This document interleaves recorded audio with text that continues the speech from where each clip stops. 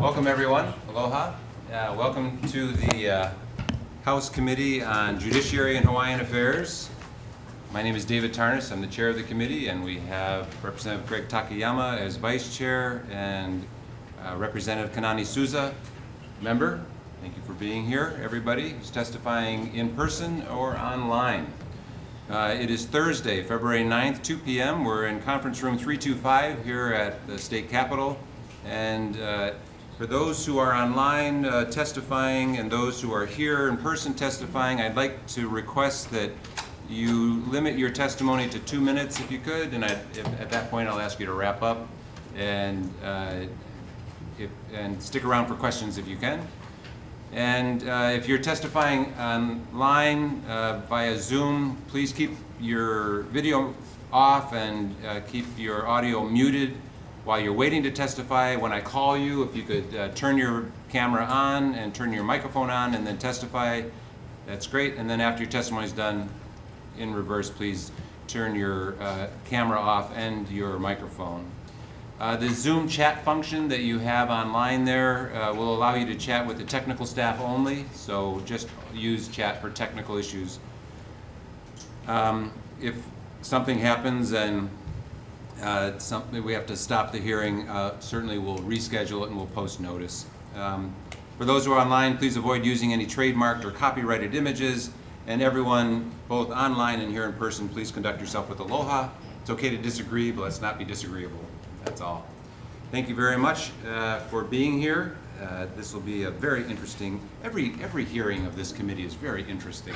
I'm learning a lot. This is very good for me, and I would request that those who are here are used to speaking in legalese. If you could please speak in English, that would be great, and try to avoid using jargon, because otherwise I won't understand you, and I'll ask you to translate. So that would be very kind of you if you would do that.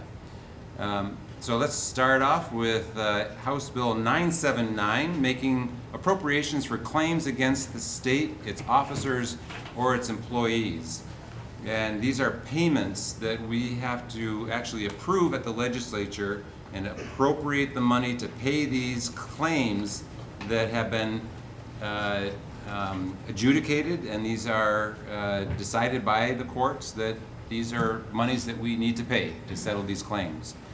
And these are claims against the state, its officers, or its employees. So first up, I'd like to request the Attorney General to come on up and give us your testimony and explain to us what all these claims are. Hey, good afternoon, Chair Tarnas, Vice Chair Takayama, and Representative Souza. Karen Inagaki, Deputy Attorney General. This appropriations bill currently contains 9 claims. And those claims are described in our attachment A to our written testimony. But since the bill was introduced, we have 3 new claims. And those new claims are described in attachment B to our testimony.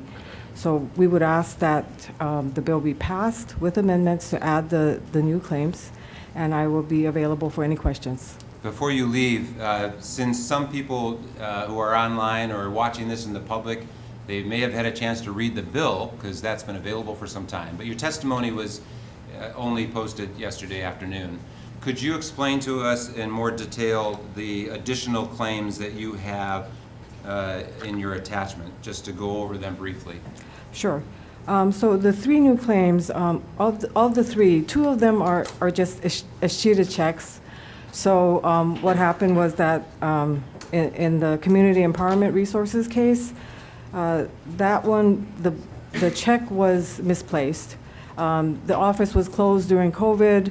Everything was being stacked up. The check fell behind some boxes, and they didn't find it till after the time to cash the check had passed. So they're just asking that the check be reissued. For the other one, it was just a matter of having the wrong address. So it's a tax refund. So he never received it and is asking that the check be reissued. The one other claim is one of those claims where the sex assault of a minor bill had opened up a window to allow claims from whenever, without a time limit. So this is one of those claims, and where former student into adulthood is claiming that he was sexually abused. Okay, great, thank you very much. And if you could stick around for questions, that'd be great. Sure. Thank you very much. Next, we have testimony and support from the Department of Transportation. Are they online? If the DOT representative is here in person. Hi. Wada. Hi. Thank you, Chair Tarnas. Please proceed. Okay, thank you, Vice Chair Takayama, and thank you, members of the committee. You have a soft-spoken voice. If you could really bring the microphone right next to you, that'd be great. Sure. And this is in regards to House Bill 997. The DOT stands on its... 979. 979. Okay.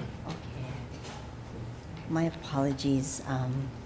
We stand on our written testimony in support. These are the claims against the state. Against the state, yes. Okay. I believe that maybe our Highways Division might have had one last year, but I have to get back to you. Yeah, there is one related to the highways. Okay, Okay, yes. okay, so Thank you're you. standing on your testimony? Yes. In support, thank you. We'll come to 997 next. This next testimony on HB 979 in support from the Department of Education. And then finally, testimony and support from an individual, Dana Keave. That's all the testimony we've received on this measure. Is there anyone else here wishing to testify on HB 979? If not, questions, members? Okay, seeing no questions. If I could have the Attorney General come back up. And just for those who are watching and they say, why are we giving all this money away? And these, am I correct to say that these are settlements of, these are payment of claims that have been adjudicated, and so the state really has no choice, we have to pay them, but we've got to go through this process to appropriate them. Is that accurate? That is correct. Some of them are settlements, some are judgments. So on the Could you judgments... explain the difference between the two? Yeah, the judgments are the court orders that we don't have really any choice. The settlement is a negotiated number. So generally speaking, you know, we reach a number where we think is fair to both parties, to all parties. Okay, all right. Okay, thank you very much. Any Thank other you. questions, members? I just have a quick question. Yes. Representative Souza. Oh. Can you just explain that, are these settlements required to be disclosed in this manner, like made public? Is that what the process is? Yes, because it involves the public fisc, the public has a right to know about, you know, what money is being spent. Okay, I was just trying to make the comparison, I guess, with this compared to other settlements that the victim is, I guess, their identity and the terms of the settlement tends to be private. Is that not the case here? It can only be private if all the parties are private parties. If Okay. it involves the state, because it is taxpayer money, it does have to be disclosed, but we generally do not name the plaintiff, and the plaintiff brings the claim under a pseudonym unless the plaintiff has no problem with having their name out in public. Okay, thank you for clarifying. Thank you, Representative. Any other questions, members? If not, thank you very much. Let's move on to the next bill, House Bill 997, proposing amendments to the Constitution to expressly provide that the legislature may authorize the counties to issue tax increment bonds and to exclude tax increment bonds from determinations of the funded debt of the counties. First up, we have testimony and support from the Office of Planning and Sustainable Development. Chair Tarnas. Would you please come on up to the podium, sorry, because I want everyone online and the public to hear what you have to say. Thank you. Harrison Rue from the Office of Planning and Sustainable Development. We're standing on our testimony in strong support, and thank you for hearing this administration bill. Okay, thank you very much. I hope you can stick around if you would, just for questions, that would be great. Thank you. Next, we have testimony and support from the Department of Business and Economic Development and Tourism. Anyone here from DBED? In support. Next, we have testimony and support from the Department of Transportation. Now we got your bill.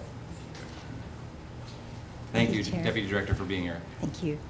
I didn't introduce myself. I am Acting Deputy Director Tammy Lee from the Department of Transportation. So the DOT stands in support of this measure, and I'm here for any questions. Thank you. Okay, great, thank you. And next we have testimony with comments from Tax Foundation of Hawaii. Are you online there? Yes, please go ahead. Please proceed. Yes. Good afternoon, Chair Tarnas. This is Jade McMillan from the Tax Foundation of Hawaii on behalf of Tamia Machika, who submitted our written testimony. We will stand on our comment submitted on this measure. Thank you. Thank you very much.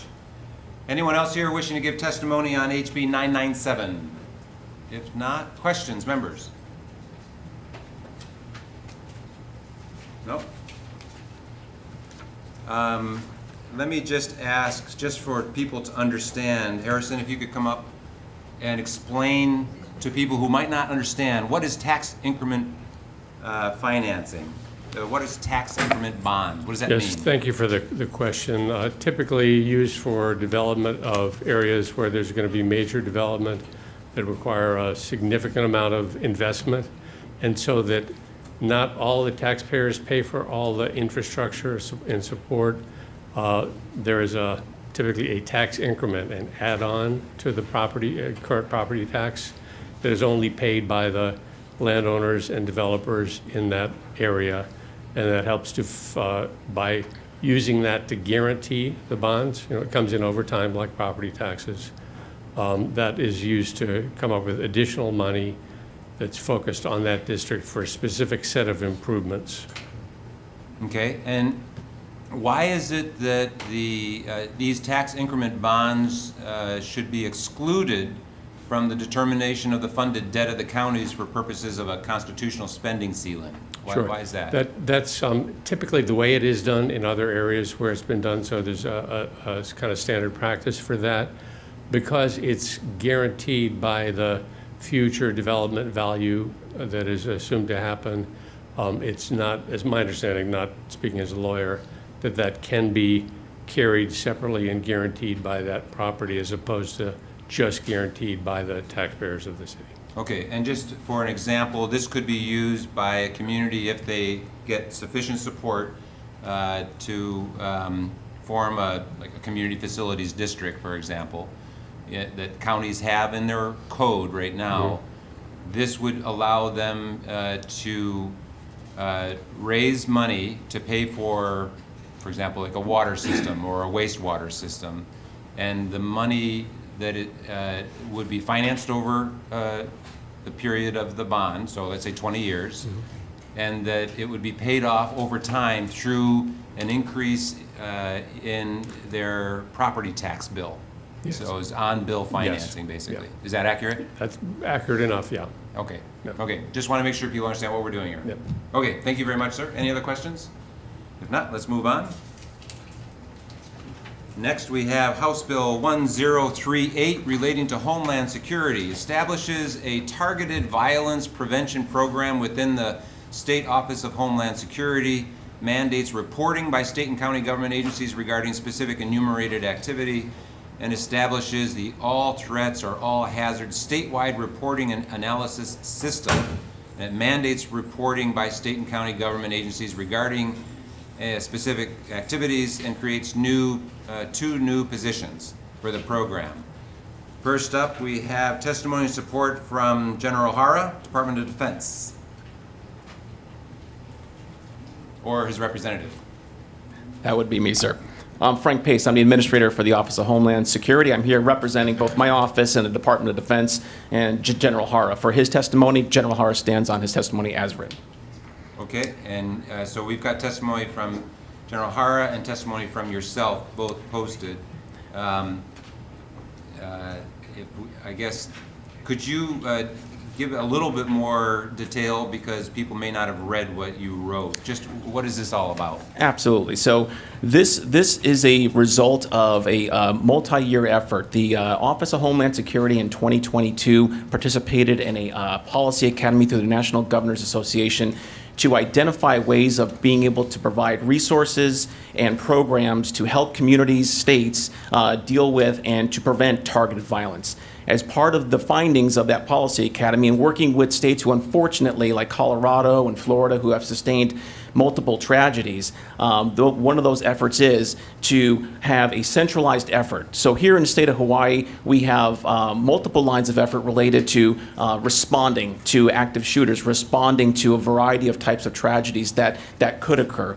What we're focused on is everything before that. And although there are efforts, one of the key things and what was implored to us by those other states is to please centralize those efforts, to have, one, a better understanding of the needs so that the resources, whether they come through my office or others, can be equitably distributed to our communities, to our schools, to our public health organizations, and to ensure that no gaps are left. That's one of the key findings that we found as well, is that when we look at targeted violence and in the aftermath, oftentimes there's cues, there's indicators. And so our focus is on the prevention of it through behavioral intervention, working with public health authorities, working with our schools, and working with our community partners and nonprofits, along with law enforcement and other authorities to prevent acts of targeted violence. The second part, which addresses the collection or the requirement to report, is really to get a good idea of what is going on in the state, to be able to come back to your committee and others within the legislature to say exactly what is going on so that we have a full picture of what is occurring within our state and how my office is working to address that. Okay, thanks for that explanation. If you could stick around, we might have some questions. That'd Absolutely. be great. Thank you, sir. Okay, thank you. Next, we have testimony with comments from the Office of Information Practices.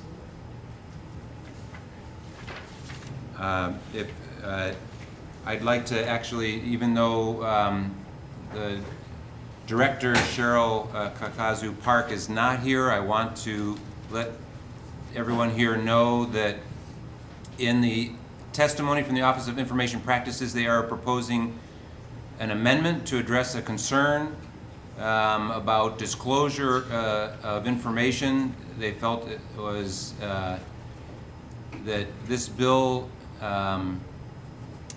OIP recommends an amendment to narrow the category of information for which the Office of Homeland Security may set such standards to what appears to be the focus of the bill, which is personally identifiable information. And so OIP recommends replacing part of the bill with some language which just says that the Office of Homeland Security shall adopt rules that set forth standards for disclosure of personally identifiable information in the system, whether to another state agency, any law enforcement agency, or any other recipient, and shall disseminate such information only pursuant to those rules. So that's a recommendation from OIP. So I just want to make sure everyone understands that.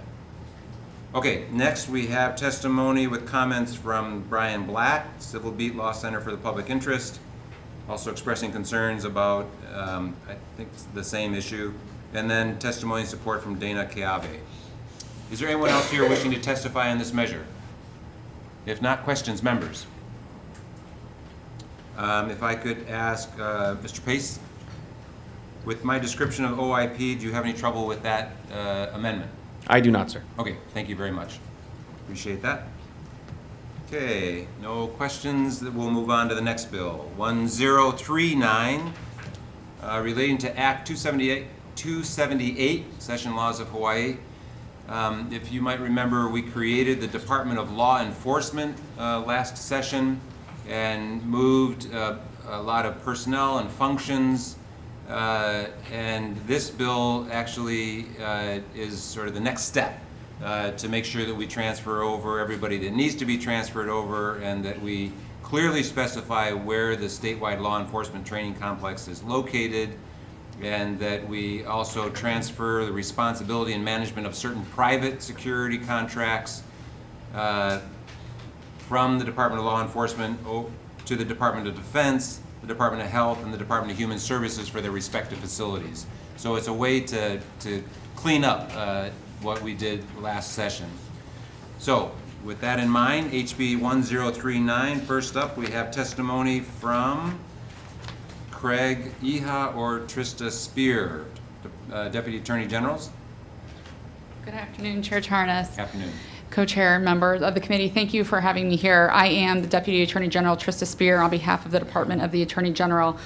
We stand on the testimony that fully articulates our support for this bill. The Attorney General strongly supports this bill for all of the reasons that you articulated, that this bill cleans up, as you said, Chair, some of the functionalities as created by Act 278 for the Department of Law Enforcement. We believe that the language of this bill will ensure the efficiency of the creation or standing up of the Department of Law Enforcement and ensure that they are ready to go on January 1st of 2024 as articulated in Act 278. We further support the clarification in this bill that clarifies that while the Department of Law Enforcement is created, the status of the Attorney General as the Chief Law and Law Enforcement Officer of the state is not abrogated with that creation. So with that, I remain available for questions. Thank you. And for those who don't know, what does abrogate mean? To remove her power or to change, not her power, the power of the Attorney General as the Chief Law Enforcement Officer or the Chief Legal Officer for the state. So the Department of Law Enforcement will, of course, be a law enforcement department in enforcing those laws, but the Department of the Attorney General will remain the Chief Law Enforcement Officer and the Chief Legal Officer for the state of Hawaii. Got it. Okay, thanks. Sorry to be... You said to use plain English, sir, and I should have. Okay, all right, no worries. I will gently remind people to do that, just so everyone understands what we're doing. Okay, next we have testimony in support from the Department of Law Enforcement. We have Michael Vincent, Deputy Director here. Welcome. The floor is yours. Please proceed. Good afternoon, Chair Tarnas, Vice Chair Takayama, and Representative Souza. Strong support of the bill. The bill does the things that Trista had mentioned. One of the reasons that were concerned about the AG's authority is the Act 278 inadvertently kind of transferred all that authority. And we want to make it clear that if she or the office engaged in investigations, that defense counsel couldn't later and say, hey, you didn't have the authority to conduct this investigation or pursue this case. And so that's the main reason for that. Identifying the specific number of investigators coming over was kind of necessary because it was kind of, which ones are coming, which ones aren't. We somehow inadvertently misidentified the location of the training center to property that the state doesn't own, and that's the reason for that clarification. And the contracts for private security are just going back to the way it's been done and is currently being done. These agencies handle their own private security contracts rather than the state. And otherwise, we'll stand on our testimony and I'll be available for questions. Great. And just so people understand, the bill said that last year that the statewide law enforcement training complex was supposed to go to the Mililani Technology Park. That was incorrect. That's incorrect. And so this bill corrects that and says the statewide law enforcement training complex will be located at the First Responder Technology Campus. That's correct. Which is located where? Right next door to that parcel. Got it. Okay, so it's still in Mililani, but it's just next door to the Technology Park. That's correct, sir. Okay, great. Thank you you very much. Okay, next we have testimony and support from the Department of Human Services. And finally, we have testimony and support from Frank Pace, Administrator of Office of Homeland Security. Yes, sir. As outlined in my testimony, we stand in support for all the reasons that Deputy Director Vincent had mentioned. Okay, great. Thank you very much. Is there anyone else here wishing to testify on HB 1039? If not, questions, members? Seeing none, let's move on. House Bill 1113. This is relating to the Drug and Alcohol Toxicology Testing Laboratory. It makes an appropriation to the Department of Transportation Highways Division to deposit state highway funds to the Drug and Alcohol Toxicology Testing Laboratory Special Fund for fiscal year 23-24 and 24-25. Authorizes Department of Health and/or appropriate a grant and aid to City and County of Honolulu Emergency Services Department to expend funds from the Drug and Alcohol Toxicology Testing Lab Special Fund, and amends a reference to the Laboratory Special Fund. So with that in mind, first up, we have testimony and support from the Department of Transportation. Thank you, Chair, Vice Chair, Member. The DOT stands in support of this written testimony. Basically, this measure is kind of a cleanup from the past couple of sessions, and I'm here for any questions. Thank you. It's a cleanup. Could you explain what you mean cleanup? Sure. I think a couple of sessions ago, the state highway fund, there, as appropriate use of the state highway fund, we could use it to, I think it was fund a drug toxicology lab. I think I have subject matter expert and safety specialist Karen Kahikina on the line. Karen?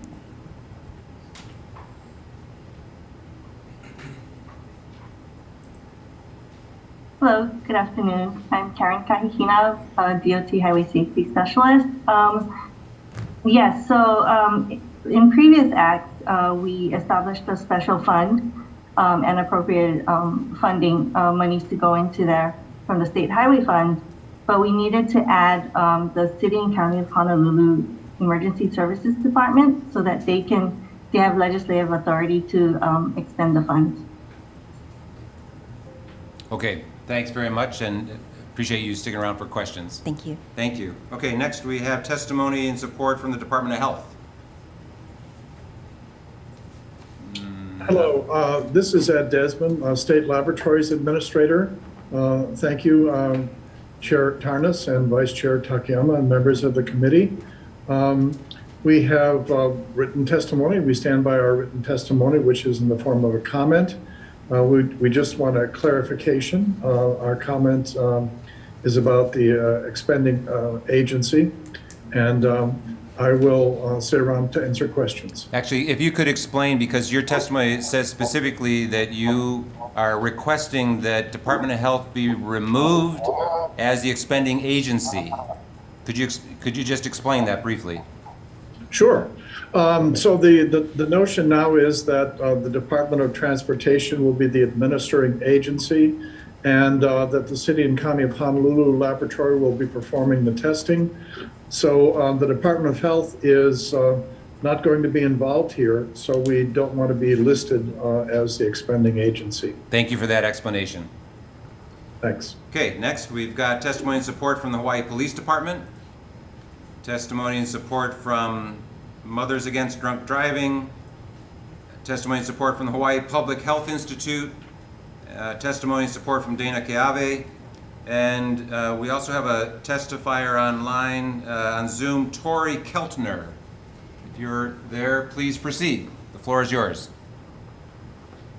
Good afternoon, Chairman Tornes. This is Tori Keltner. I'm the Program Manager of Traffic Services at the Hawaii Police Department, and I'm here representing our department on House Bill 1113 related to the drug and alcohol testing. We stand by the written testimony and wanted to stress to you that how critically important it is to pass this bill. Events that occurred over the past 3 years have truly caused great concern for our department in managing the testing of blood samples collected during impaired driving cases. In 2020, clinical labs informed our department that they would no longer conduct tests on blood samples for alcohol concentrations. And this left our department without a means to conduct the testing, since state law requires that the testing be conducted in certified lab in the state of Hawaii. Fortunately, the City and County of Honolulu Emergency Services Lab came forward and agreed to perform the testing temporarily until we could find a proper solution. It only took a few months, and it became apparent that the City and County of Honolulu Lab had become overwhelmed with the amount of work that was being submitted, and they too determined that they could no longer perform the tests. At that point, the Hawaii Department of Transportation agreed to temporarily fund the position, at the City and County Lab that was dedicated to the testing of blood samples for the outer islands. We're extremely appreciative of the help offered by DOT and the City and County Lab. However, temporary fixes to a legally required testing process have continued to be great concern for the Hawaii Police Department. House Bill 1113 will assure the long-term remedy for the testing. It's for these reasons we urge the committee to approve this legislation, and thank you for allowing me to speak on behalf of the Hawaii Police Department, and urge you to pass House Bill 1113. Thank you. Thank you very much. Is there anyone else here? Is there anyone else here wishing to testify on House Bill 1113? Seeing none, questions, members? I have a question for Department of Transportation. On page 5, this is section 3, paragraph B. In the bill, it says you are, it says, monies in, and you're removing the word state, so monies in the Drug and Alcohol Toxicology Testing Laboratory Special Fund shall be administered by the Department of Transportation and expended by the Department of Health. They've asked to be removed, so we're going to delete that portion and the Department of Health. Do you still need to have, you've added language in here, and/or appropriated as a grant and aid to City and County of Honolulu Emergency Services Department? Do you need to have that language in there? My understanding, and Karen, correct me if I'm wrong, is that was included on advice of the Attorney General's office. That's correct.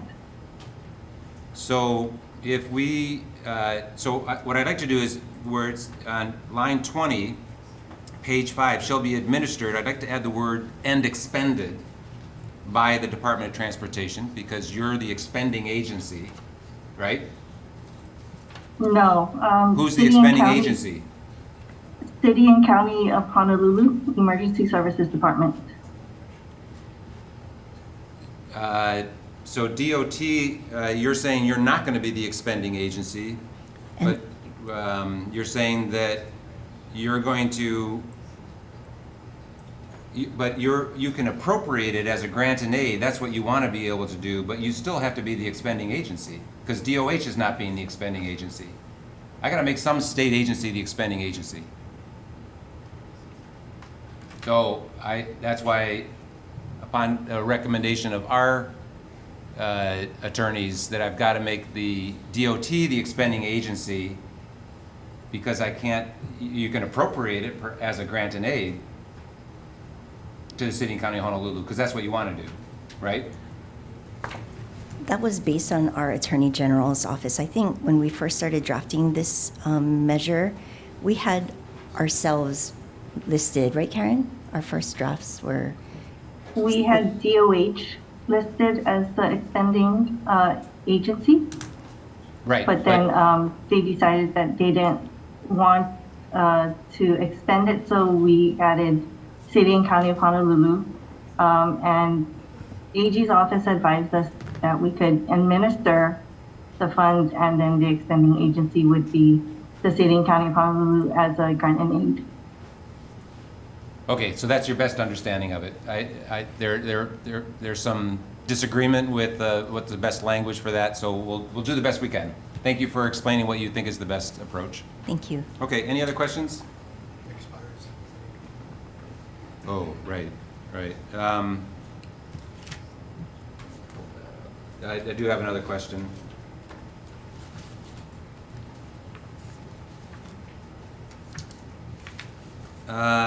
Page 21, lines 8 to 12, the language actually there conflicts with Act 196 of 2021, which abolishes and repeals the State Drug and Alcohol Toxicology Testing Lab Fund on June 30th, 2026.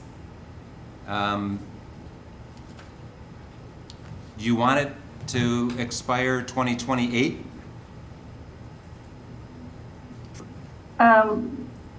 We believe that it'll take, we just ask for more time because it'll take time to establish the lab. You know, they have to look into methodologies, hire personnel, look for the space. Understood. Yeah, so it'll take time. It'll take at least 2 to 3 years. Right. If they're quick. So if you want to go to 2028, we're going to have to just write it differently, because we have to actually change what is in Act 196, which is not what the bill currently does. So we'll try to address it so that you can have until 2028. Okay. Thank you. You want to ask the question? Thank you, Chair. The bill also has a blank amount, so how much money are we talking about? Was it 2.4 million? I believe in the previous act, it was, around that amount for the first year, and I think it was like 400,000 for subsequent years. Yeah, If you could speak up and say how much it is again? Originally 2.4 million, and I think, excuse me, another 400,000, so 2.8 million total. Karen? Well, 400,000 for subsequent years. Okay, So first year of the biennium, 2.4, second year of the biennium, 400,000? Is that what you're saying? correct. Yes. Okay, Okay. thanks for that information. Any other questions, members? Okay, thank you. Thank you. We'll move on.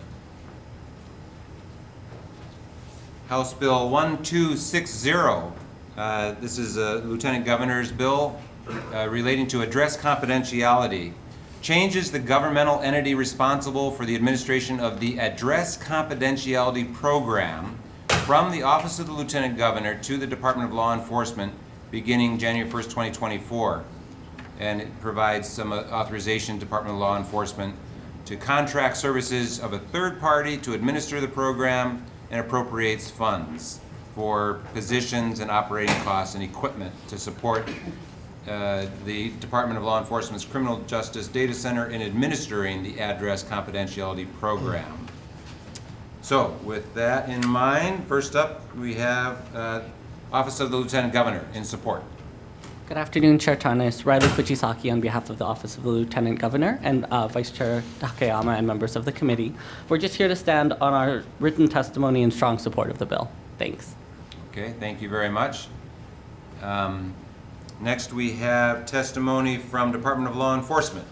Mr. Michael Vincent, Deputy Director. Floor is yours. Please proceed. Good afternoon again.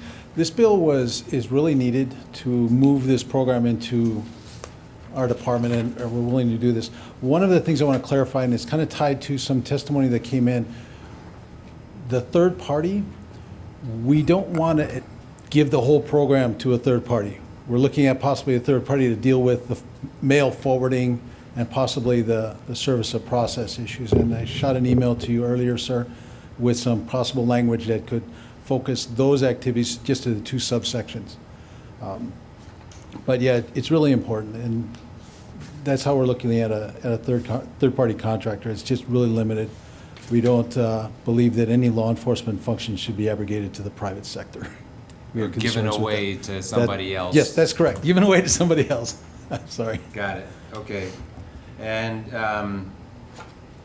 did you want to comment on the date? We're perfectly in agreement with moving the date with respect to the other testimony that came in.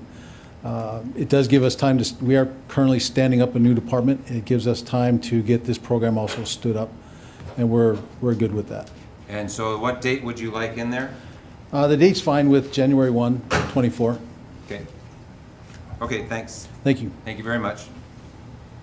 Next, we have testimony and support from Nancy Creedman, Domestic Violence Action Center. Testimony and support from Angelina Mercado, Executive Director, Hawaii State Coalition Against Domestic Violence. Welcome. Thanks for being here. Please proceed. Aloha Chair, Vice Chair, and committee members. I'm Angie Mercado, the Executive Director of the Hawaii State Coalition Against Domestic Violence. And we submit testimony in support of this measure.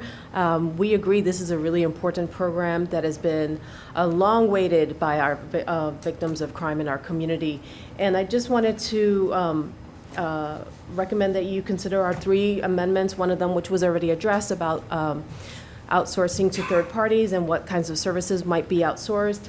But also we wanted to make sure that we highlighted the importance of a potential governance committee to help the Department of Law Enforcement determine what might be the appropriate ways that we would outsource some of these functions. Especially there is actually a National Association of Address Confidentiality Programs, and they consist of member programs of states throughout the country that already have these programs, and they have they've trialed and errored many of it. So I think it would be really useful to have this governance committee to make sure that the Department of Law Enforcement that's newly formed has the support that they need to be able to address all the needs of this program. Great. And then your third point was that you also recommended January 1st, Yes. 2024. Yes. Because I had forwarded your testimony to Mr. Vincent and asked his feedback on it. That's why he was commenting on it today. Yes, Chair. We take your testimony seriously. Thank you very much. Thank you. Okay, next we have testimony and support from Dr. Faith Joyner. Is there anyone else here wishing to testify on this measure? If not, questions, members? Mr. Vincent, could you come on up and just, so you're just looking at the third party to do the forwarding of the... Forwarding of the mail, possibly acceptance of service, similar to what an agent would do for any company that's doing business. But that Okay. would be the only thing we would do with them. We would still administer the program, identify who's actually going to be in the program. It's subject to rules, so we're looking at, we recognize we are not the only experts in the world, and including all of the interest groups in helping us identify the criteria for the participants of the program. And when we met about this bill, that was a big discussion, is how do we make sure that people that are in the program actually belong in the program? And the concern we had with using a third party for the mailing was we can't give them control, because we might have situations where some employee of the company might be putting a friend, relative in the program when they really shouldn't be in the program. Okay. So that's primarily why we're limiting what they can do. We never intended for them to have the complete program. Okay, thank you. And the other recommendation, which you commented on, but I'd like you to explain in public, the Hawaii State Coalition Against Domestic Violence recommended that there be an address confidentiality program governance committee to give you advice. Is that something that you feel is necessary? We don't believe a governance committee is necessary for this particular program. Once again, the only thing that is happening is we're forwarding certain mails to the participants in the program, providing an avenue for service of process.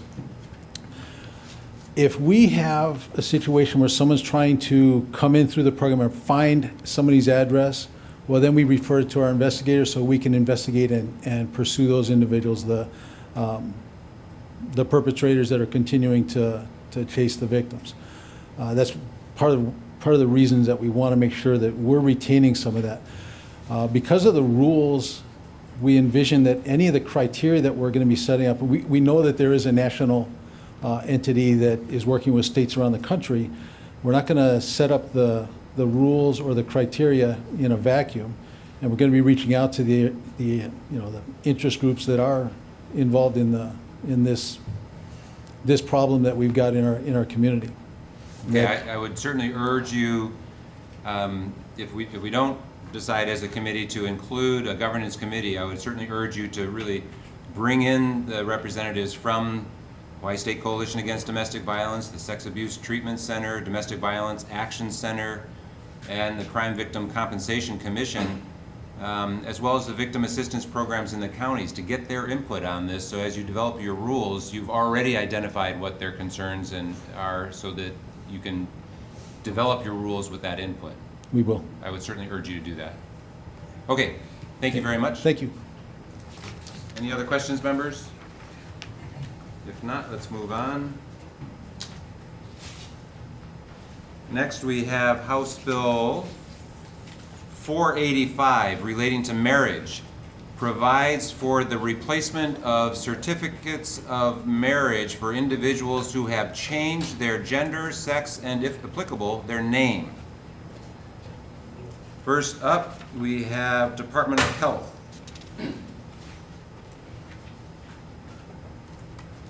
Good afternoon, Chair Tarnish, Chair Takayama, members of the committee, Rep. Souza. My name is Lauren Kim, Department of Health. Thank you for hearing this bill. The department will stand on its comments. Will stand on its testimony, offering comments and recommending amendments that gets us closer to effectuating the intent of this bill, and I'll be standing by for questions. Thank you. Just before you leave the podium, could you please summarize your recommended amendments, and so that Sure.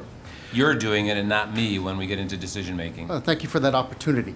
We want to make sure that there's comments above in the narrative of the testimony that try to educate the public about the difference between sex and gender.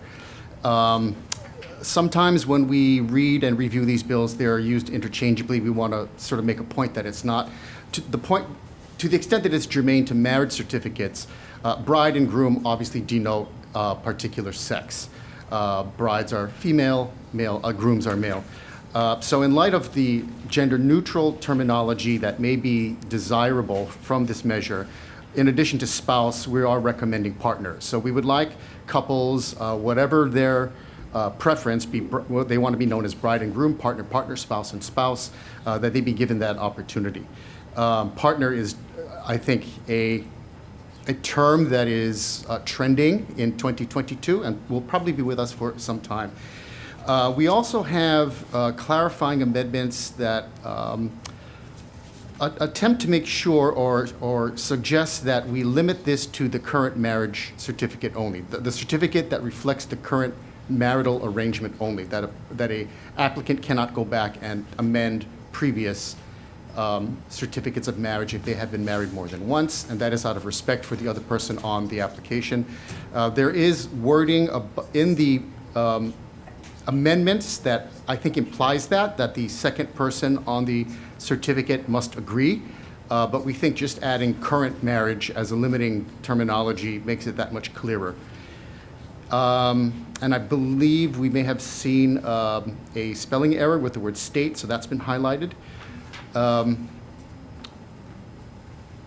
I think we also provided amendment in subsection D to establish fees pursuant to Chapter 91.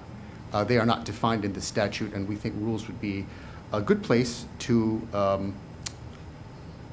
describe the details of this process, this new process to amend a marriage certificate. And just for people who are not familiar, Chapter 91 is the chapter that refers to how agencies develop rules. Is that correct? Correct. Statute sets the ceiling and the floor, and the rules sort of occupy the middle about how something is going to be done that leverage the expertise of an executive agency to implement the will of the legislature. Okay, great. Thanks for that explanation. Thank you. Let's move on. We have testimony and support from the Hawaii Civil Rights Commission. Testimony and support from the Rainbow Family 808, Mike Goliach Sr. Testimony and support from Hawaii Friends of Civil Rights, North Shore Ko'olau Diversity Collective, the Stonewall, and we have testimony on Zoom, I think, from Michael Goliach Jr., Stonewall Caucus of the Democratic Party of Hawaii. Please proceed. Good afternoon, Chair. Michael Goliach Jr. on behalf of the Stonewall Caucus Chair. I am Chair of the caucus. We stand in full support of this legislation. We do support and can back the requested amendments made by the Department of Health, though we do want to correct one thing, that we are in the process of doing our best to educate everybody that gender and sex really are not the same thing, that we would rather see gender be used explicitly throughout all these type of legal documents, and with, but we realize that there are limitations due to the fact of what the federal government is doing. So this is a battle that we are fighting at the federal level, and we hope to win that one of these days, that we stop using the term sex and just stick to the term gender for any legal documents as we move forward. On that note, we want to point out that this bill will not only help the members of the transgender community, but also help those that may have changed religions and wish to change their name as well. Because without this, there really is no mechanism without a court or without going to the courts to do a name change or a gender change when it comes to marriage certificates. And I will leave up the reasons why this is so important to our other advocates later in this hearing. So we encourage you to pass this bill. And if you do so, you will actually create history yet again today by this being the 5th bill being heard today regarding LGBTQIA plus advocacy and pro civil rights that will have passed out of committee. No pressure. Alrighty, thank you, and I'm here available for questions. Mahalo. Thank you, sir. Appreciate you setting the stage. We have testimony and support from Sarah Simmons. Are you online? Please proceed. Yes, thank you. Aloha, Chair, Vice Chair, and committee members. Thank you all for allowing the opportunity to provide testimony today. My name is Sarah Simmons of Moanalua, and I am before you today in strong support of HB 485 as a resident that will be directly impacted by this bill. 20 years ago, I was able to meet the love of my life, and in 2018, we finally married here in Hawaii. In 2020, my spouse began the process of transitioning to their new gender identity and a legal name change. We had many discussions on this as a couple, and I have always given my full support and love while we underwent the process of transitioning together. I know that not all couples are able to survive this kind of change, but my spouse and I are committed, and regardless of their gender. The process of changing your name and gender markers is not an easy one to navigate, but she pushed through the last few years to complete the legal processes available. All state and federal documents have been updated, and the one final document needed for the future is an update to our marriage certificate. There is no process currently in place in Hawaii for this record to be updated, and for other couples in the future and ourselves, we ask the state craft this mechanism for name and gender markers to be updated. A marriage certificate is a vital document that follows us through our lives, and when we have to give copies of that document to prove our marriage to other agencies, it is not right to have to dead name my spouse or explain their transition each time. The need for all vital records documents to be updatable for name and gender changes is vital for fairness to myself and other couples seeking to have their legal marriage certificates reflect their current legal names and genders. I would like to ask you all to support this legislation today. At a time when so many states are seeking to restrict the rights available to transgender individuals, I am proud of the work our state of Hawaii has done, and I hope we continue to do toward the equal rights for all people. Thank you for your time and consideration today. Thank you very much for your testimony. Next, we have testimony support from Cheryl B. and testimony from Abby Simmons. Is Abby here? Yes, Abby, please proceed. The floor is yours. Hello, and thank you, Chair, Vice Chair, and esteemed committee members. Thank you for granting me the opportunity to hear my testimony regarding HB 485. As you may have guessed, I'm testifying today in strong support of this bill. This measure aims to create a process for name and gender marker change on Hawaii marriage certificates. Marriage certificates are vital for handling so many affairs of legal and financial concern, in some instances even for international travel and stay. My spouse and I married May 1st, 2018 here in Hawaii, and in 2020, with the loving support of my wife, I began my transition, and I completed my legal name and gender change in 2021. The process involved updating many government identification records as well as other documents. Some examples obviously would be my driver's license, my passport, and my social security record. As Sarah had mentioned, the only government identity record that we were not able to update was our marriage certificate. And being able to update the marriage certificate with your legal name and gender is just essential in preventing trans individuals and families from being outed when presenting the certificate. When a trans person or couple are outed, they risk harassment and discrimination that can manifest in many different ways. Therefore, the appearance of an individual's prior name and gender marker is an injustice that can be remedied simply and effectively by issuing a corrected marriage certificate listing current legal name and gender. In effect, the marriage certificate would simply mirror current legal documentation. For this reason, I would like to ask you all to please support this measure. You'll be making a positive impact in the lives of those of us who deal with a great amount of anxiety and fear when it comes to being asked to produce our marriage certificate. Mahalo for hearing my testimony. Thank you very much. And we have written testimony in support from numerous individuals: Rita Kaku, Dana Kiave, Brianna Zoe, Nikos Leverins, Thaddeus Pham, Cindy Gu, and Renee Rabb, and testimony in opposition from Tanya Victorine. Is there anyone else here wishing to testify in this measure? If not, questions, members? Representative Souza, please proceed. Thank you, Chair. My question is for Mr. Kim, Department of Health. Thank you. Yes, Representative, how can I help you? Thank you. So I guess I just wanted to confirm, I think we even heard based on the testimony that persons or individuals can change their gender marker on their birth certificate already, correct? They can change their sex on their birth certificate. Their sex, okay. So sex is required by the Centers for Disease Control for all the jurisdictions that participate in the Vital Records program. Okay, and then this bill is changing gender? Or both? So the title of the bill is marriage. So we're just only talking about marriage certificate, though the department did comment on civil unions and birth certificates, but that's gonna have to wait for another day. But for the purpose of the marriage certificate, it's gender, or is it? The only identifiers or terms on the marriage certificate that is issued to the public will have the words bride and groom. Oh, okay. Those are the only giveaways to a person's sex. So we are recommending, in addition to spouse, which is what the authors of this measure propose, we're also suggesting partner. Now, if this bill were to pass, is there a way to streamline the process so that if an individual changes their sex designation on their birth certificate, that it would kind of just flow to the marriage certificate, or will it always be a separate process? I think that depends on the way the statute is written. That's a great suggestion to just automatically trigger one to the next. Both that would be administratively much more simpler for everybody involved.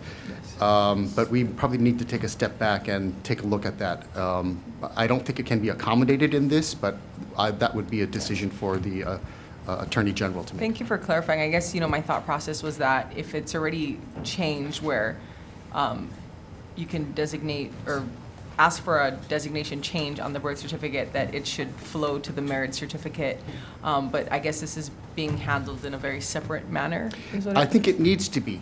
So we actually looked into several requests to amend the marriage certificate to reflect that individual's identity, and state law does not allow it. Okay. So state law, this was conceived before this became an issue for citizens of this country. So having an automatic trigger would be more efficient and elegant, but the way the statute is currently written and the rules are currently written, the amendment is not even possible. Okay, maybe that's for next session. Yeah, Thank you for your explanation. Thank you. Thank you, Representative. Any other questions, members? Seeing none, let's move on. Next is House Bill 1058, relating to adoption. Allows an adopted individual to benefit both by relationship through a natural parent and through an adoptive parent in a disposition or other designation as provided for in accordance with the Hawaiian Homes Commission Act, 1920 as amended, or administrative rules. It allows the adopted individual and the individual's natural family to continue having the same familial relationship. First up, we have testimony from the Department of Hawaiian Homelands in support. Please introduce yourself and you have the floor. Please proceed. Aloha Chair Tarnas, Vice Chair Takayama, members of the committee. Oval o Oriana Leal, DHHL's Nahazda Government Relations Program Specialist. The department stands on its written testimony in strong support because it will allow the department to recognize both familial and legal relationships without affecting the blood quantum requirements in the Hawaiian Homes Commission Act. But more importantly, it will also allow us to honor our cultural sense of ohana. Mahalo. Mahalo. Next, we have testimony in support from Dana Kiave and testimony in opposition from Marian Kupuniai. I know her as Kanani Kupuniai. Anyone else here wishing to testify in this measure? If not, questions, members? Please, go ahead, Representative Souza. For DHHL, thank you. Can you clarify just how the process currently works if you have someone who was adopted and what the, procedures would be currently? I think it might help if I provide an example. Sure. So in one example, father is 50% Native Hawaiian and daughter is 25% Native Hawaiian, his biological natural child. When father was incarcerated, daughter was adopted by two non-native parents. Later in life, father was on the waiting list. He applied to be on the waiting list, but even if he was awarded a lease, he cannot, pursuant to HRS 578-16, succeed or transfer a lease to his natural daughter because, pursuant to the law that I just mentioned, their legal relationship was severed at the time of adoption. Thank you for clarifying. Mahalo. Any other questions, members? Before you go sit down, sorry, I wanted to ask you a question. No, Ms. Kupuniai, in her testimony, is very concerned that DHHL needs to have full beneficiary consultation, and so she says it requires full beneficiary consultation, which shall include DHHL's verification process and status of all requests for including those individuals of Hawaiian ancestry who have been adopted who will qualify for successorship as a spouse. How is this addressed in your process? Before this bill became HB 1058, it was a legislative proposal that was presented before the commission, who voted to have it in our package. At the commission meeting, beneficiaries have the opportunity to provide testimony. This bill does not require beneficiary consultation or any of the other approvals or consultations mentioned by this testimony regarding the Department of Interior or Congress, because it does not amend the Hawaiian Homes Commission Act. Okay, so your point is that when the commission decided to include this in the package, that was the opportunity for beneficiary consultation on this particular measure? That would be an opportunity for beneficiaries to provide testimony on the agenda item, correct? Okay, and then the other point that Ms. Puniai had was that this bill shall be subject to Department of Interior's consideration for U.S. congressional approval, and you just explained that that would not be the case. It would not be necessary because it amends HRS 578-16, not the Hawaiian Homes Commission Act or the blood quantum requirement outlined in Section 208 and 209. Okay, great. Thanks for that explanation. Appreciate it. Any other questions, members? If not, I'll move on. House Bill 161, related to collective bargaining, establishes that the representative of labor on the Hawaii Labor Relations Board be a person selected by a majority of the exclusive representatives of the collective bargaining units. First up, we have testimony from Brenna Hashimoto, Director of Department of Human Resource Development, or her representative. Good afternoon, Chair, Vice Chair, members of the committee. This is Eric Nita. I'm with the Department of Human Resources Development on behalf of the Acting Chief Negotiator, Brenna Hashimoto. Brenna apologizes that she's not able to attend today, and OCB stands on its written testimony. I'm going to ask you to explain your testimony because not everyone read it. And Okay. you are opposing this. Could you explain why? Basically, the testimony, OCB believes that it diminishes the governor's ability in making a selection on the Hawaii Labor Relations Board, and that also there doesn't feel that there's any compelling reason to make the changes in the law. Okay, thanks very much. Thank you. Next, we have testimony from Department of Budget and Finance with comments. Next, we have testimony in support from the Hawaii Government Employee Association.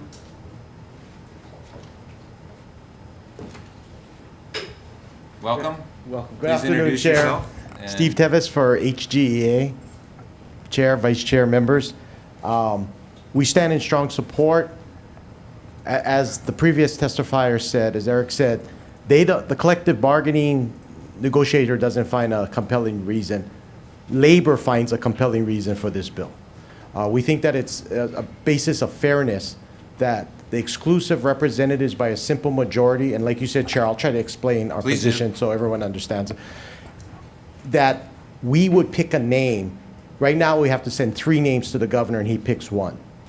We are saying that since this is the labor designee on the Hawaii Labor Relations Board, labor should have the exclusive right to send a name to the governor, and the governor then sends that name down to the Senate for confirmation. And that's a big point. The person doesn't automatically get to sit on the Labor Relations Board. The Senate still has to advise and consent that appointment. So there's a balance and check there. There's another part of this bill, and this is another major concern of the unions, is that the governor has to send that name down to the Senate within 20 days from it coming from the exclusive representatives. This is a very important seat for labor, and as everyone here knows, as the committee probably knows, in years past, administrations past, there's a lot of vacancies on boards and commissions. So there is nothing in the statute right now that says that governor, if the labor position is vacant on the labor board, there's nothing that says the governor is under any time limit to send someone down. That seat could stay vacant under current law. So what we're asking in this bill, Chair, committee members, is that the exclusive representatives by a simple majority pick a name, Governor sends that down, and within 20 days from him getting that name, he sends it down to the Senate for confirmation. And if he doesn't send it down, then the representatives, the unions can send it down to the Senate to confirm. We'll be present for any questions. Thank you for your consideration. Thank you very much. Next, we have testimony in support from the State of Hawaii Organization of Police Officers. And next, we have testimony in support from UPW and testimony in support from two representatives of HSTA, Hawaii State Teachers Association. And for those who don't know, UPW is United Public Workers. That's all the testimony we've received on this measure. Is there anyone else here wishing to testify on HB 161? If not, questions, members?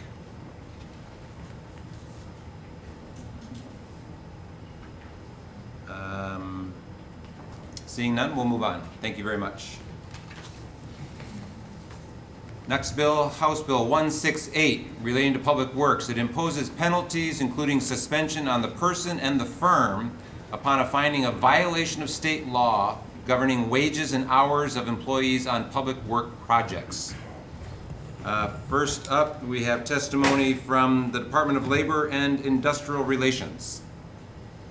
Good afternoon, Chair Tarnas, Vice Chair Takayama, and members of the committee. Bill Kunzman, Deputy Director of Department of Labor and Industrial Relations. We're testifying in support of the intent of this measure. We're also suggesting an amendment to the definition of person in this measure to clarify that the holder of the license we're talking about is actually a contractor's license and not a construction license. There is no such thing. And then for the second half of the definition, we're putting in language to limit to the time period of the violation.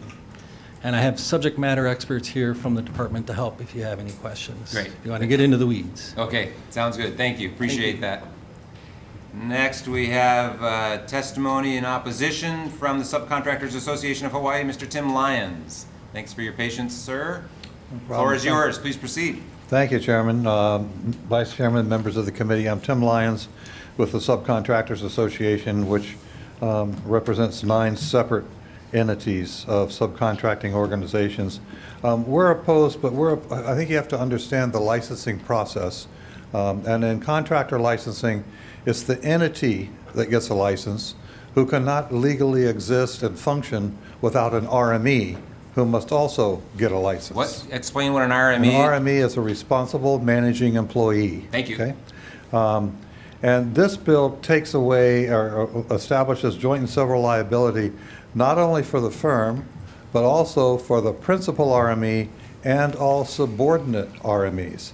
So a corporation may have 5 or 6 RMEs, depending on their license status and the type of licensing that they have.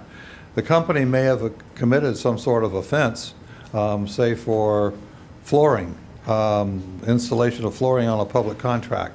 And if you were to take away that license, I've got no argument. They should be penalized in some way. But they also may have a roofing license in order to exist. And he has done nothing. So we object not only because of that, but also because of the fact that just basically the way the licensing is structured, the RME does not have to own any shares of the corporation. And in fact, in many cases, they don't. A money person has the company going, and then they need the technical expertise of the RME, so they put him on the payroll. But he may not have any real decision-making authority. Now, he does have to initial all contracts, so he certainly needs to know about them, but he may or may not have any shares to control what the corporation does. So based on that, we're opposed. Thank you very much. Next, we have testimony with comments from the General Contractors Association of Hawaii. Good afternoon, Chair, Vice Chair, members of the committee. Ryan Sakuda on behalf of the General Contractors Association of Hawaii. We provide comments on this measure. We understand the issue, and we are in favor with the spirit of this measure. However, we have some concerns with unintended consequences and enforceability, but we want to make it clear that we also want to get bad actors out of the industry. Happy to answer any questions. Thank you, Mr. Sakuda. Good to see you. Next, we have testimony in support from Hawaii Operating Engineers Industry Stabilization Fund. Welcome. The floor is yours. Aloha, Chair. Members, Danny Kopchoy, We stand on our testimony in support and just wanted to add that we were able to read the proposed amendment from DLIR, and we are in support of that as well. Thank you. Okay, great. Thank you very much. And finally, we have testimony and support from Hawaii State AFL-CIO. Okay, is there anyone else here wishing to testify on HB 168? Seeing none, questions, members? Nope, okay, let's move on. Thanks very much to the testifiers. Moving on to House Bill 15, relating to real property liens, authorizes the state and the county in which the affected real property is situated to place a lien on the property for unpaid civil fines resulting from a violation of a land use law in connection with the property. Authorizes the state and applicable counties, subject to adoption of appropriate and particular laws or rules, establishing the power of sale to sell the property after all notices, orders, and appeal proceedings, if any, are exhausted, and use those revenues to pay unpaid civil fines related to that property. First up, we have testimony and support from Department of Land and Natural Resources. Thank you for your patience. Mr. Michael Kane of Office of Conservation Coastal Lands. Thank you, Representative Tarnas, committee members. Michael Kane, on behalf of the Department of Land and Natural Resources, we stand on strong support in favor of this measure. I do need to make one note. The written testimony that you have focuses on the ways that we cooperate with the counties in enforcing land use violations. Of course, this bill has a direct benefit on our own enforcement capabilities. We have submitted enhanced testimony that I believe has been uploaded, and I'm available for questions. Thank you very much. You brought some hard copies. I do have hard copies if anybody... Maybe if you could distribute the hard copies to the members, Keone, that would be great. Thank you. Yeah, thank you, Mr. Kane. We did hear, I'll cover this after we hear the testimony. We have testimony and support from Calvin Say, City Council member, and testimony and support from City and County of Honolulu Department of Planning and Permitting. Is there anyone else here wishing to testify on this measure? If not, questions, members? Okay, Keone's passing out the corrected testimony from DLNR. And members, you might remember a similar bill we had earlier that was just focusing on the county giving this authorization. This actually provides both state and county with that authorization. So that's the difference that we're talking about here. Any questions? Nope. Okay, thanks very much. Let's move on to the next measure. House Bill 1355 relating to civil trespass.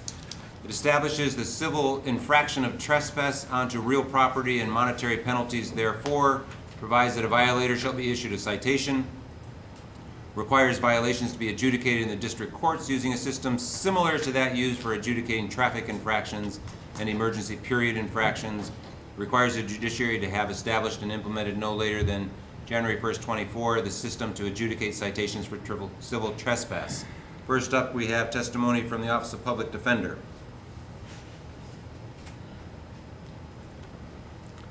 Good afternoon, Chair, Vice Chair, members of the committee. James Tavis, State Public Defender. We are supportive of this bill. We always think it's a good thing to decriminalize an offense and make it a civil infraction. Basically, it punishes the conduct, but does it in a much more efficient manner. Judicially, it is judicially efficient. Basically, if the offender or the alleged offender gets the ticket or a citation, doesn't want to contest it, could just put his fine, check in the envelope and mail it. Could actually go online, pay it that way. Could do it over the phone, or could go to the courthouse in person. And it's up to the defender to challenge the citation. So it has worked with traffic offenses, it has worked with the emergency order with the mask and other violations. It also lowers the burden of proof for the state. So it's now preponderance of the evidence. It's no longer they have to prove beyond a reasonable doubt. So it is really an efficient system. The only problem with this bill, I think, though, is that there is a offense known as simple trespass, which is also a violation under 708-815. And it would be quite confusing to have two trespass violations. And I think it's basically aimed at the same thing. I know the offense under this measure has drone language and whatnot. It's not really applicable to my testimony, but we ask that it's somehow, we made one suggestion, but we somehow make it so both are compatible. Otherwise, I am. Explain your suggested amendment, if you would. Okay, yes. Well, you could take the language of this bill, and we can move it over and replace 708, 850, the language, and replace 708, 815's language. I mean, that's one way of doing it. Okay. That keeps it in the trespass family, so to speak. Got it. In the 708 section. Okay. Thank you for that explanation. If we go to another statute. Well, you can ask questions about this in just a minute. Sorry. Next, we have testimony and comments from the judiciary. Next, we have testimony and support from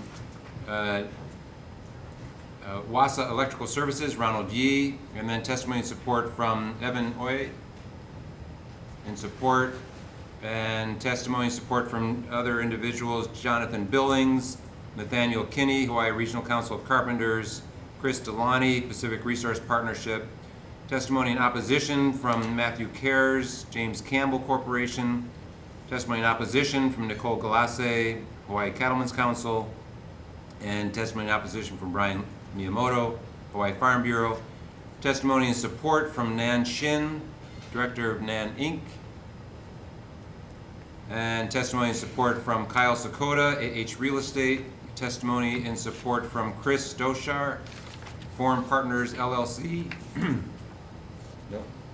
testimony in support from Larry McGuire, testimony in opposition from Jared Wadamule, testimony in opposition from Dana Keave, testimony in support from Tony Mizuno, testimony in opposition from Easton Manson.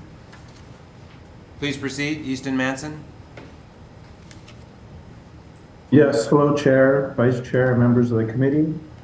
The Maulani Group stands on its opposition to this bill and submitted written testimony. Thank you very much. Next, we have testimony in opposition from Mark Johnson, testimony in support from Wyeth Matsubara, Chad Koranaga, and Douglas Shanefield. Is there anyone else here wishing to testify on this measure? Seeing none, questions, members. Representative Ganadin. Mr. Tabe, Office of the Public Defender. Hey, good afternoon. Good afternoon. Hey, bring the mic right next to you. Yeah, every time. As we it want is, to hear your voice. Yeah, right. As it is now, does the trespass statute offer? Is it being used to essentially arrest individuals like in sweeps by Honolulu Police Department? When people are swept off of private property, like what is the usual citation or petty misdemeanor they're charged with? Actually,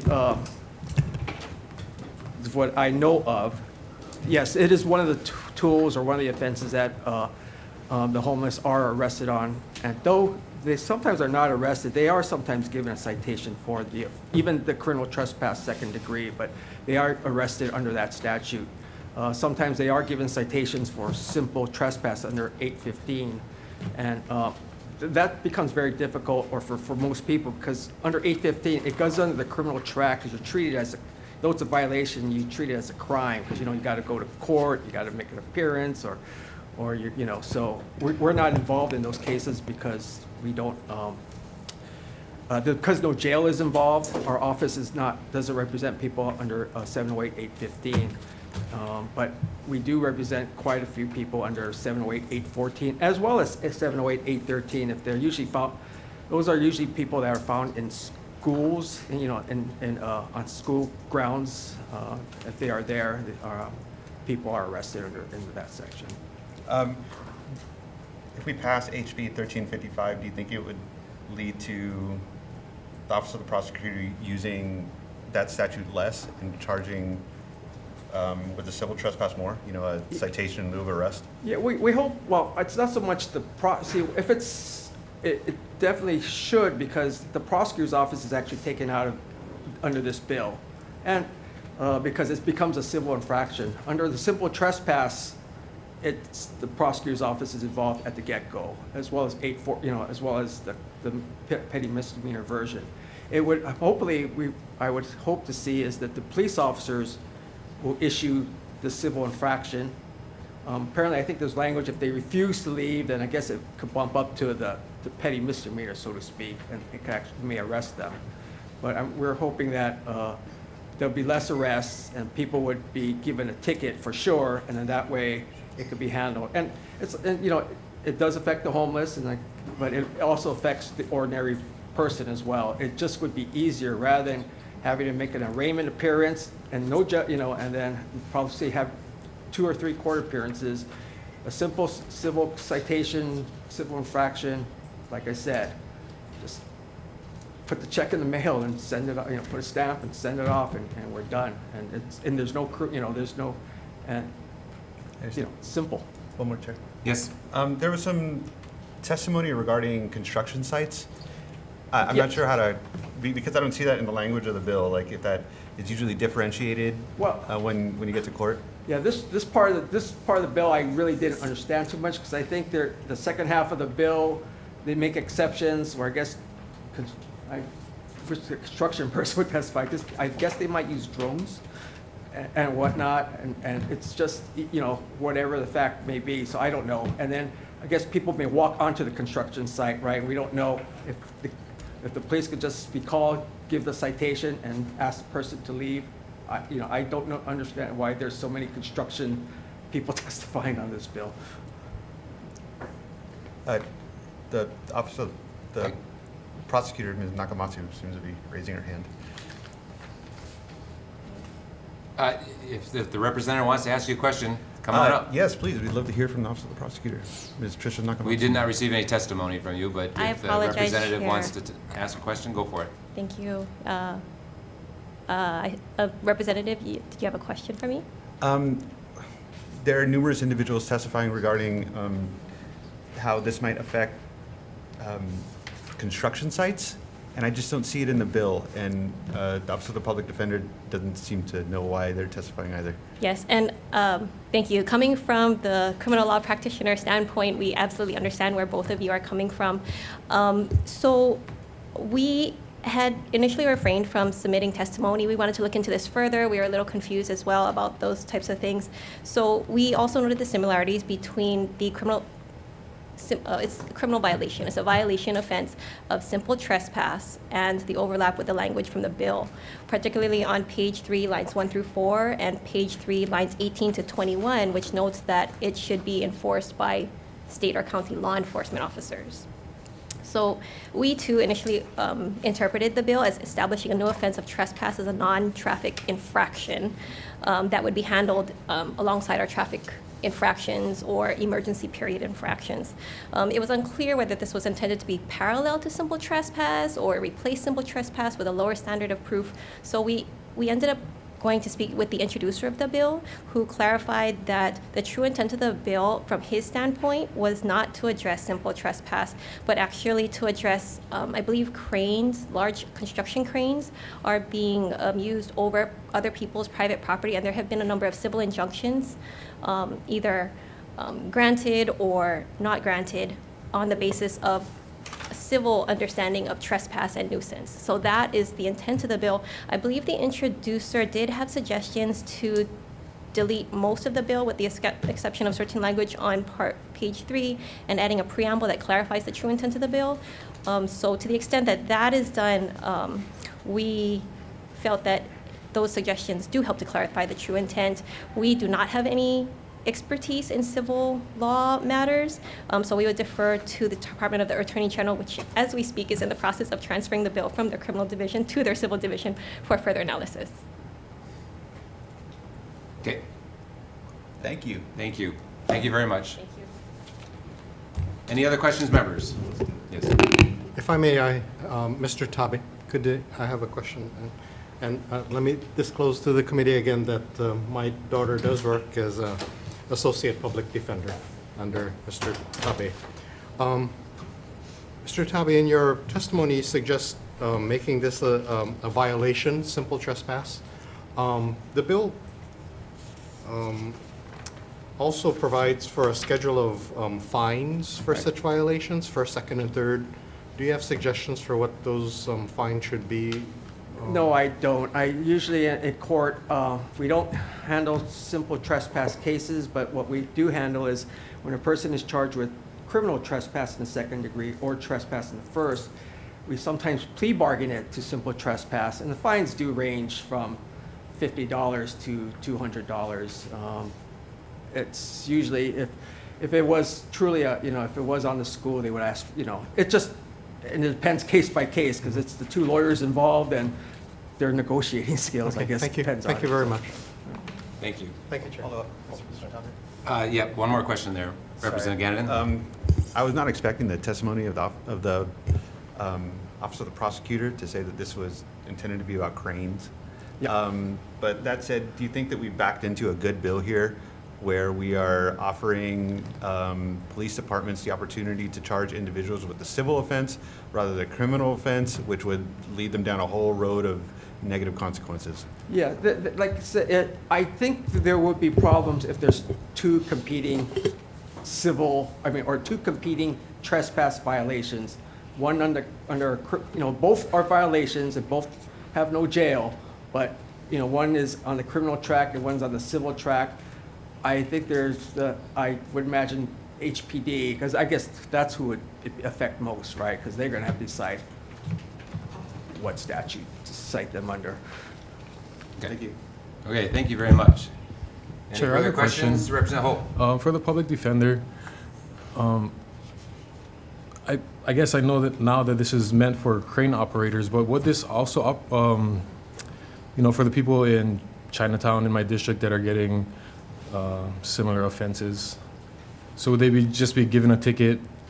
Yeah. Yeah, basically, if they were going to get charged with simple trespass under 815, they would also be getting a ticket, but they would have to go to court. Under this bill, they don't have to go to court. If they think they're guilty or it's not worth fighting, all they have to do is, like if you get a traffic ticket, and they would just have to pay their fine. If they do think they're not guilty or they were accused wrongly, they can write a statement or request a hearing with the district court. So it's just that it's more efficient, especially if they are going to get cited for a simple trespass under 815. Thank you. Yeah.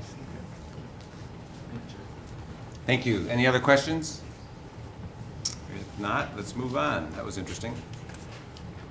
House Bill 153 relating to state water code penalties. It adds a minimum penalty of $50 and a maximum penalty of $25,000 per violation of the state water code, and makes each day that a violation exists or continues to exist a separate offense. It requires the Commission on Water Resource Management to determine the amount of the penalty based on the circumstances of the violation, and it creates two positions within the Commission on Water Resource Management, appropriates funds. And we have testimony and support from DLNR. Hello, Chair Tarnas, Vice Chair Takayama, and committee members. Kaleo Manuel, Deputy with the Water Commission. The department stands on its written testimony, strongly supporting the measure and appreciates the clarifications on continuing violation and the amendments made in the prior committee. Here to answer any questions if you have any. Yes, thank you. Is there anyone else wishing to testify on this measure? If not, questions, members? I have a question, Mr. Manuel. Mr. Chair. It's unclear whether the appropriations for these positions are directly related to the title of the bill, which is relating to state water code penalties. Could you explain if they are related, and if so, then we don't have a problem? Yeah, so currently within the Commission's authority to protect, control, and regulate the use of Hawaii water resources, part of that involves us going through and adopting a penalty policy and making sure that people are not violating any portion of the code. We have staff within our agency, but with the continued growth of our permits and the regulation of the conditions tied to those permits, we are respectfully requesting additional staff to help with compliance and enforcement of those water code penalties. Okay, so these positions would directly be related to compliance and Enforcement of the conditions of the permits and that the commission issues. Okay, so it sounds like that we don't have a title issue then. I don't believe so, Chair. Okay, great. Thank you very much. Any other questions, members? Yes, Representative Ganadin. Hi, Director, or Deputy Director. Hello. I'm concerned about the designation person, page 1, line 16. So could this apply to a corporation or, say, the U.S. Navy? Yeah, so the person, I don't think it's defined, but basically anybody that's required to get a permit, whether individual or entity in the code, would fall under this provision, or at least that's the current understanding of the code as drafted. Anyone defined as a person under section 174? I don't have section 174 in front of me, but person, I'm guessing by what you're saying is really broadly We would drafted. apply it broadly to include an individual, an entity, like a company and organization that's required to get a permit.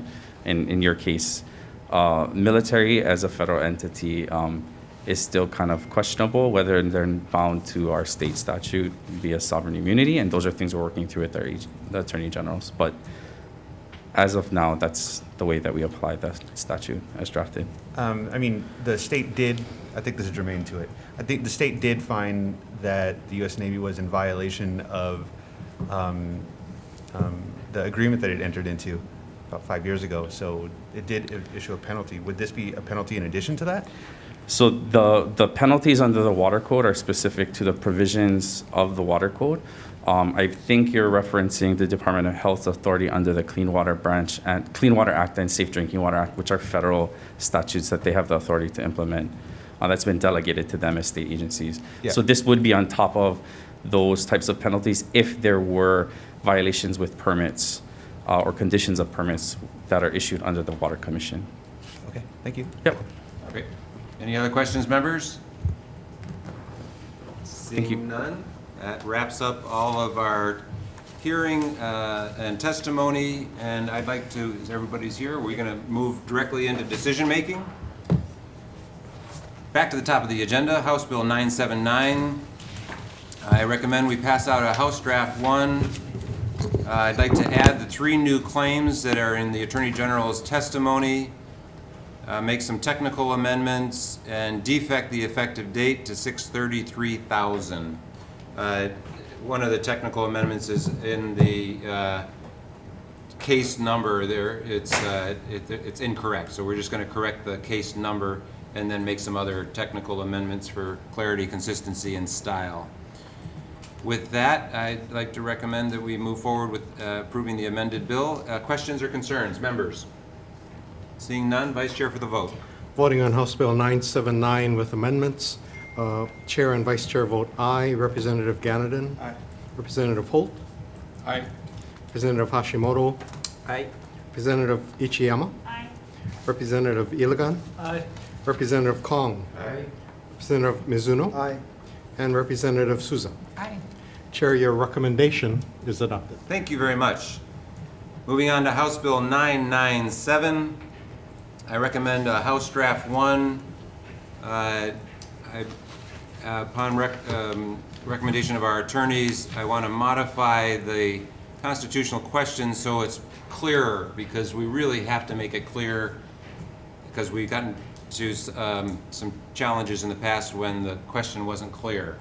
And so it will now read, shall the Constitution of the State of Hawaii be amended to expressly provide that the legislature may, by general law, authorize political subdivisions such as the counties to issue tax increment bonds which are payable from and secured solely by all real property taxes levied by a political subdivision, to pay for specified public works, public improvements, or other actions by the political subdivision within the tax increment district, and also be amended to exclude tax increment bonds in determining the funded debt of the political subdivisions, such as the counties.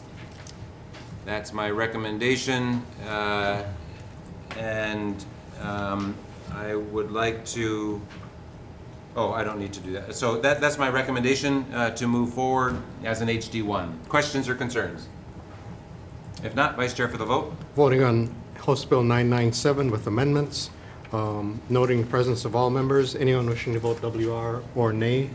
Seeing none, Chair, your recommendation is adopted. Thank you very much. Next, House Bill 1038. My recommendation is to pass out a House Draft 1, make some technical amendments, and I also like to adopt the amendments from the Office of Information Practices, blank out the appropriation, and defect the effective date to 6/30/3000, which for those who are watching means that this is still a work in progress, and we want to make sure that we have a chance to look at it again for final approval. So those are my recommendations.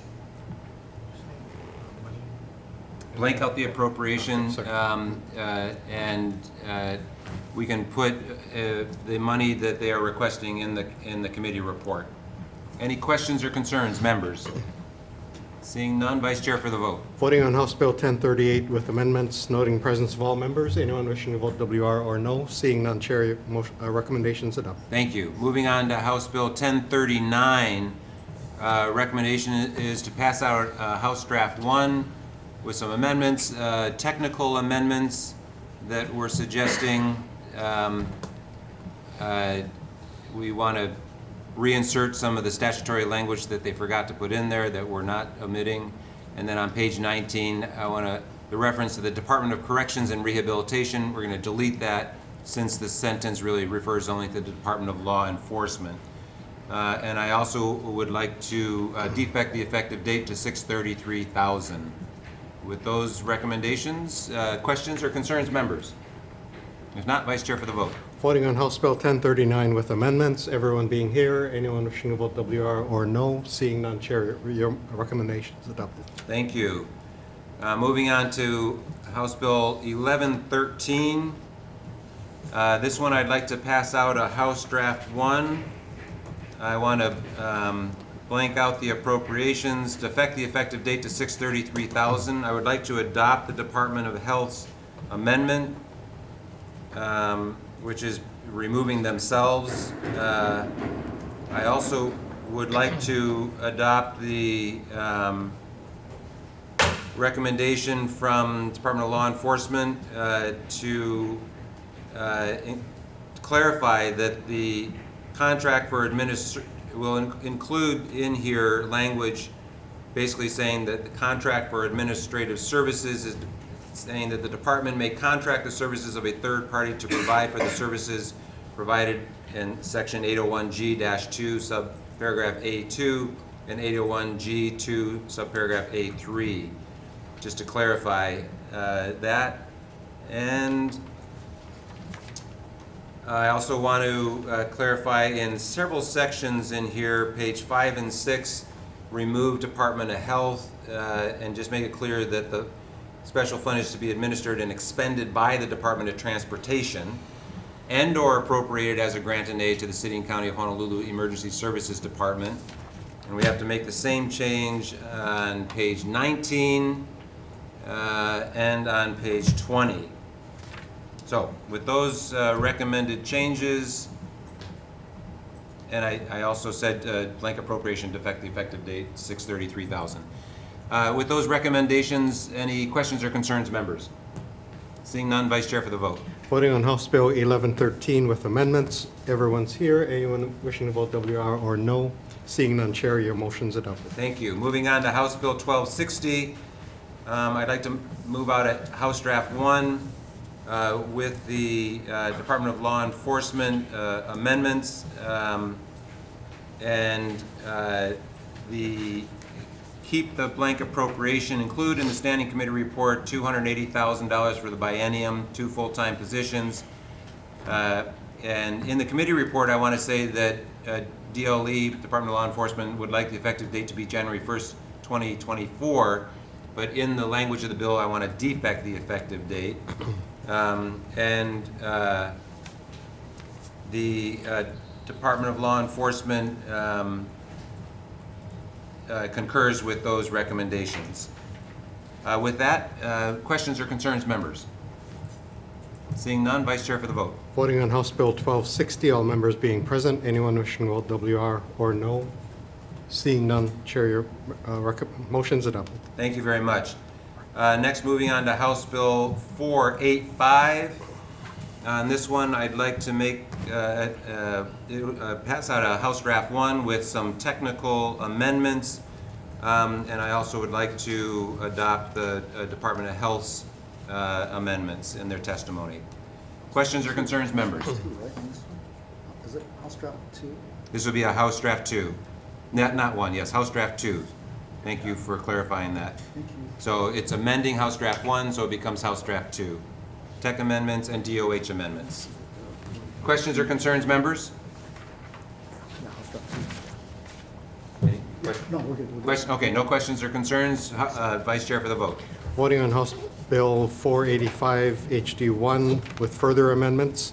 Anyone wishing to vote WR or no? Seeing none, Chair, your recommendations adopted. Great, thank you. Moving on to House Bill 1058. My recommendation is to pass this with amendments, so it would be an HD1. We would make some technical amendments and defect the effective date 6/30/3000, and that's it. Any questions or concerns? Seeing none, Vice Chair for the vote. Voting on House Bill 1058 with amendments. All members being present. Anyone wishing to vote WR or no? Seeing none, Chair, your recommendations adopted. Thank you. House Bill 161. It already has a defective effective date, and so I recommend that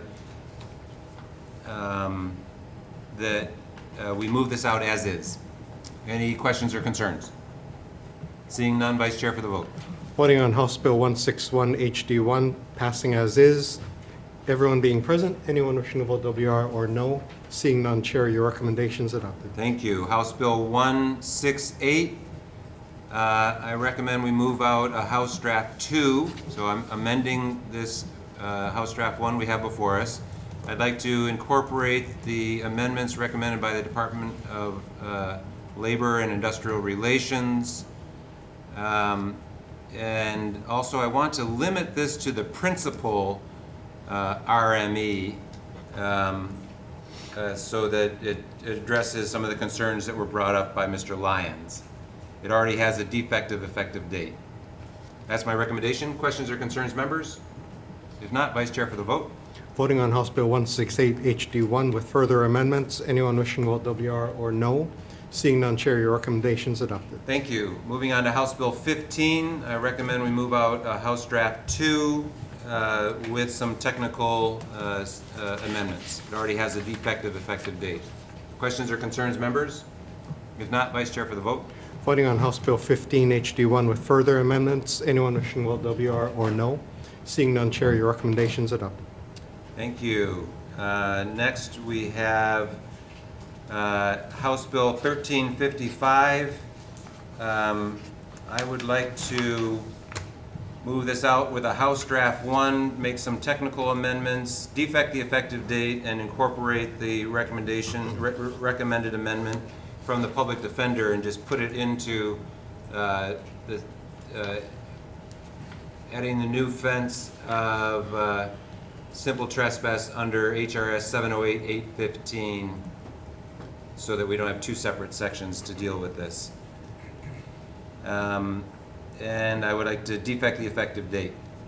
So it's tech amendments, defect the effective date, and then the public defender recommended amendment. Questions or concerns? Seeing none, Vice Chair for the vote. Voting on House Bill 1355 with amendments. Anyone wishing to vote WR or no?